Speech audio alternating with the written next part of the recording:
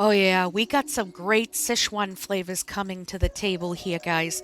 Tomato and cumin are actually very common in China for Sichuan cuisine. And I've got this beautiful recipe for tomato cumin chicken wings coming up for you. Very easy to make, and you don't have to just use it for chicken wings, guys. Use whatever cut of chicken you like. So for the recipe, head on over to kcknh.com. Find me on Facebook, Instagram, and YouTube, and be sure to like, subscribe, and share. Just about any cut of chicken, shrimp, any kind of seafood really, and pork. This is a great sauce to use for marinating and cooking. And honestly, guys, you can find these ingredients locally. They are very easy to find. So if we're going to aim for chicken, select your cut, up to you.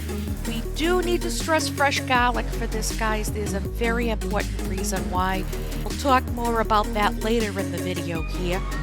And remember, because we're working with chicken, we have to have a very clean area, clean tools, clean board. Personally, I like to work with gloves at home. That's your choice, guys. In the United States, our kitchens require gloves when you're working for restaurants and food service positions. For me, it's just a good habit. I have a surplus. So, yes, I have black gloves. I think they're cool. I even have Kermit the Frog green and even minty blue. Don't judge. Okay, so we are going through our chicken. I'm using about a pound, pound and a half, give or take. I just was pulling out all kinds of chicken the other day, and I'm like, oh yeah, we'll take out as many bags of chicken wings as I can grab. Now, the recipe itself is for about 1 pound worth of chicken wings, but if you're going to do something bulky like a pork shoulder, pork tenderloin, or a pork butt, sometimes you're lucky enough you can get those available at the store halved. That way you're not dealing with a big piece of meat. The recipe is written in a way that you can easily double and triple it, so definitely use your judgment.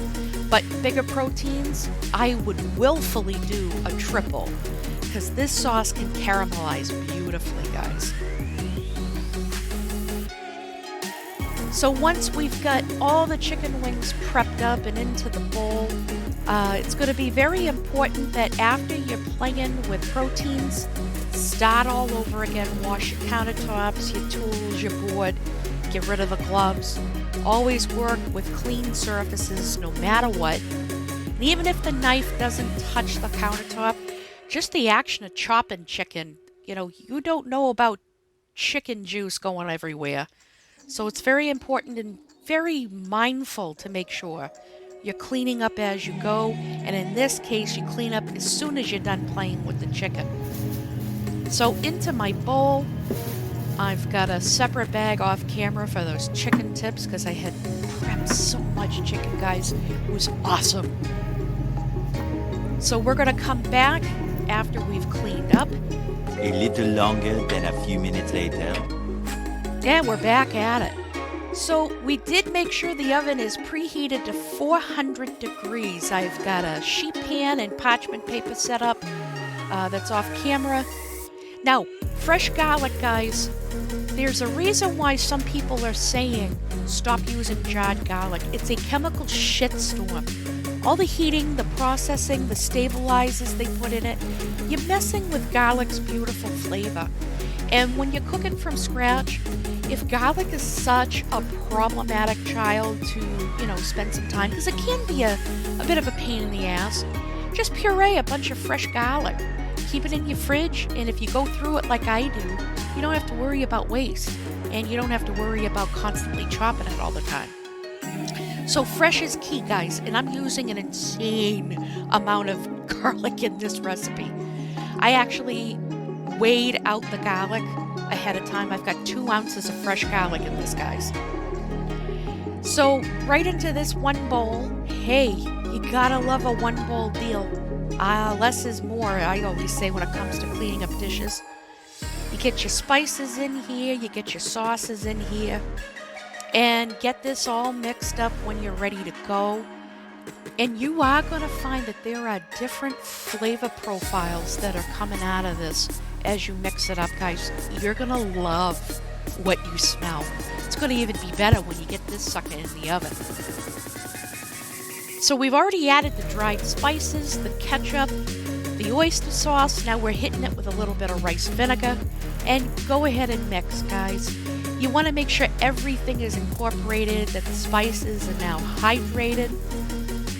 And you can see the beautiful marinade, really. It's touching everything, loving it. So that's why you want to make sure you're going in there and you're mixing vigorously. So onto the sheet pan with parchment, or you can do a rack, put the rack on top of the parchment. Go ahead and set up your chicken and try to give it some space because we want that nice hot air to hit all surfaces as much as possible. Now, the size of the chicken wings are really going to put a monkey wrench into this. I always like to start not just at 400 degrees with the oven, but I am going to start with a timer of 30 minutes just to get this going. I do have a thermometer so I can check internal temperature, but it is very important that you want to do at least 30 minutes. Check the chicken. You don't want pink flesh, and it should have an internal temperature of 165. We do pull it at 160 because it's going to continue to cook. And when these suckers are ready, trust me, it's time to tuck in. Look at these gorgeous wings. Look at that beautiful marinade, guys. Pour a beer or your favorite cocktail, get a couple napkins, and have at it, guys. These wings are delicious. So thanks for watching. Let me know if you tried the recipe, if you need any help.